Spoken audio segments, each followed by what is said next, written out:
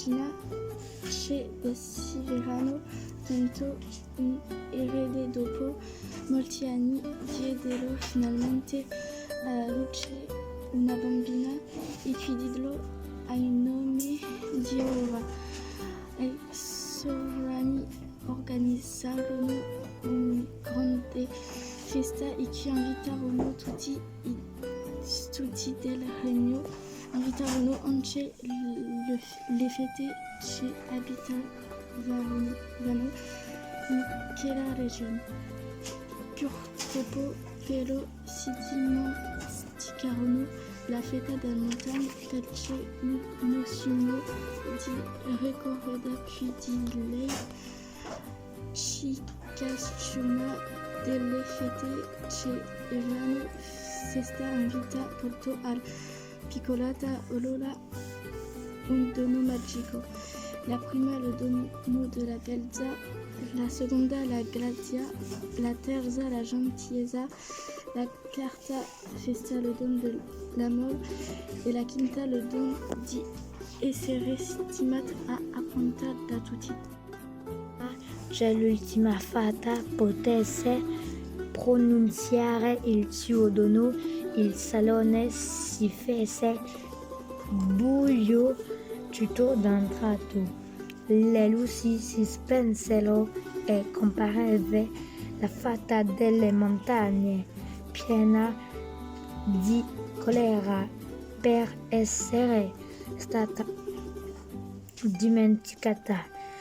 Anche io voglio fare un dono alla principessa, disse la fata, mentre il re e la regina tremavano dalla paura.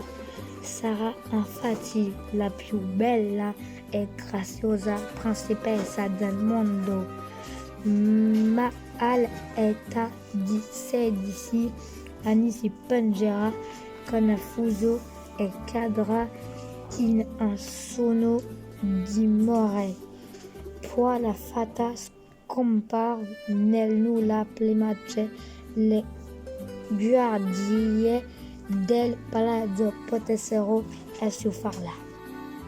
L'ultima des fata si fece avanti, non posso scoprire un accatissimo così potente, ma posso aggiungere che su parole la principessa potrà essere svegliata dal suo sonno dal vero amore e riprendendo di aguilar la maledizione per distruggere tutti i flussi del suo regno.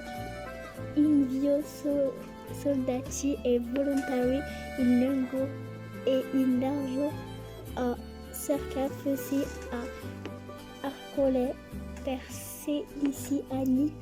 Nel frattempo Aurora cresceva ben e graziosa, ma al compimento del 16° anno di età monte si aggrava per i corridoi del palazzo. Aurora si accorse di una muscola porticina che non aveva mai visto prima. La aprì e trovò una lunga scala a scioglie che saliva fin sotto il tetto. Lì si trovava un'anziana signora che filava con un fuso e l'archello. La vicina era sorda e non aveva mai sentito il divieto reale di filare. La principessa si avvicinò a quello strano oggetto e provò ad utilizzarlo, ma si punse un dito e cadde a terra addormentata. Anche gli altri abitanti del palazzo caddero in un sonno profondo. Il regno continuò la sua vita ma tutti di Monticarlo, del Re, della Reggia, di Aurora e del Palazzo negli anni venne coperto da una foresta di rovi impenetrabili. Passarono 100 anni.